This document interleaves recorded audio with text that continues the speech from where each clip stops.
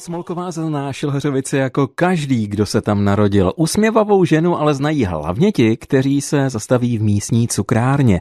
A byli to právě oni, kteří cukrářku ze Šilhařovic nominovali k ocenění.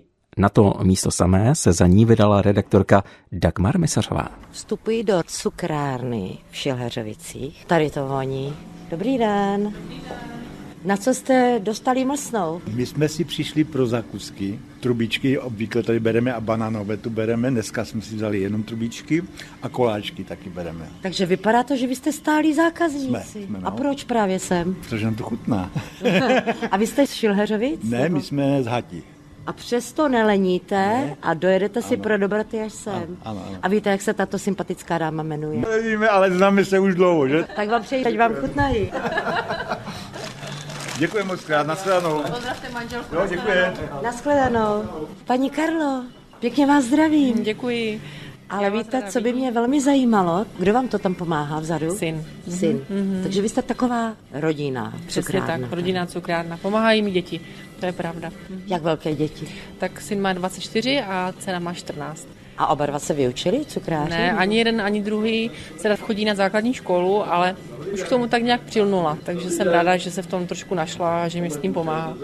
Kubíkovi to dobře jde. No, tak on mě teďka odjel za prací do rakouských Alp, kde teda se mu strašně moc líbilo a rád by se tam vrátil, protože prostředí je jiné než u nás. Jsou tam lidé jiní, poznal kus světa a strašně se mu tam líbilo, takže jak se mi teďka vrátil, tak doufám, že pokud doma pobude, že mi pomůže, že já si jako oddychnu aspoň pár dní, takže uvidíme. No. A jak se stalo, že jste se dostala do této cukrárny? No já vám řeknu, byla jsem rok na pracovním úřadě, kde v té době před nějakými 6 lety prostě nebyla práce na trhu, nebo byla, ale ne to, co by mě bavilo. A tenhle prostor byl volný.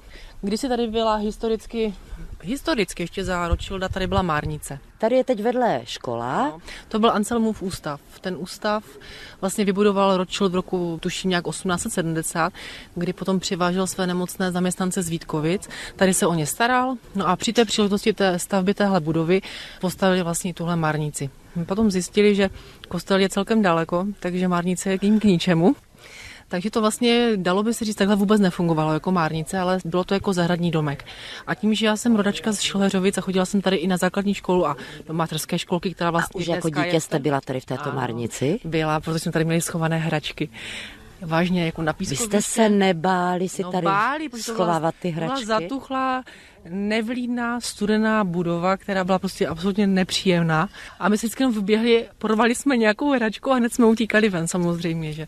Potom po nějaké té době obecní úřad to dal k pronájmu, takže jeden místní obyvatel to předělal na restauraci, nebo takovou hospůdku. Ale potom po nějakém čase, já mám pocit, že 7 roků to provozoval, pak se to uzavřelo a nebylo tady nic. Chvíli tady zkoušela paní, která modelovala nehty, potom se jí to asi nevyplatilo, nevím, prostě potom se to uzavřelo. No a já, když jsem byla na tom pracovním úřadě, tak jsem přemýšlela, co bych dělala. A historicky mí rodiče tady měli cukrárnu asi 2 roky, ale to je před nějakými 25 lety. Vy jste z rodiny cukrářů? Ne, nejsem vůbec, já jsem vyučena z Latnice, ku podivu. Ale rodiče měli cukrárnu tady v Šilhařovicích? Ano. Potom cukrárna byla uzavřena, no a od té doby ty cukrárny tady vydržely půl roku, rok, víc prostě toho času tady nedali. No a já jsem si říkala, že by bylo moc hezké ještě s bývalou paní starostkou, která tady zrovna v té době byla, tak mi tuhle možnost nabídla, tady těhle prostor, no a už to bylo. Jak se chovat v cukrárně, to jste znala z dětství? No, přesně tak, protože v mých 18 letech jsem v podstatě těm našim rodičům v té cukrárně už pomáhala, takže ty první zkušenosti jsem nabyla tam. A jak to, že jste se dostala na úřad práce? Firma, v které jsem dělala, tak zkrachovala, takže prostě nebylo jiné řešení, že? No ale jsem ráda, že to tak možná asi takhle to mělo být, protože dělám práci, která mě baví. Opravdu. Jste tady jako doma, teď mi vysvětlete. Cukrárna v bývalé márnici. Pojďme se podívat na chviličku dovnitř. Chci se podívat, zda tam máte rakvičky a věnečky. Nebo něco takového stylového. Máte? Věnečky jsou, jasně, ano, že jo. Rakvičky, ne, to by bylo moc morbidní. Ale věnečky máme samozřejmě, máme i, myslím si, že dost široký výběr. Mám výborné dodavatele, díky kterým jsem se dostala tam, kde jsem se dostala. A jsem za to vděčná, protože samozřejmě to není jenom moje práce nebo moje snaha vlastně pracovat v tomhle odvětví, ale pokud člověk nemá spolehlivé dodavatele, tak je to k ničemu. Za Karlou Smolkovou se do šilhařovické cukrárny vrátíme hned po následující nahrávce. Český rozhlas Ostrava. Rádio vašeho kraje. Posloucháte Dobré odpoledne Českého rozhlasu Ostrava a my opět míříme do bývalé márnice v Šileřovicích, kde teď vládne sladký svět. Karla Smolková si tam totiž zřídila cukrárnu, do které míří lidé ze širokého okolí. Vydala se tam s mikrofonem i redaktorka Dagmar Misařová. Já se dívám teď na jedno velké vyznamenání, což si myslím, že pro vás, pro ženu, která obsluhuje v cukrárně, je asi úplně to největší ocenění. Čtu tady spokojený zákazník. Ano, tak to určitě hřeje, to vám velmi gratuluji. Paní Karlo, co vás na tom nejvíce baví? Co mě nejvíce na tom baví? Já to nedokážu možná ani říct, protože mám ráda kolem sebe upřímné a usměvavé lidi. A pokud takový zákazník ke mně přijde, tak strašně se s těma lidma se cítím prostě dobře. To je všechno. A když jsou ti lidi spokojení, tak o to víc mě to hřeje. Samozřejmě jsou dny, kdy člověk by s tím radši seknul a má toho plné zuby.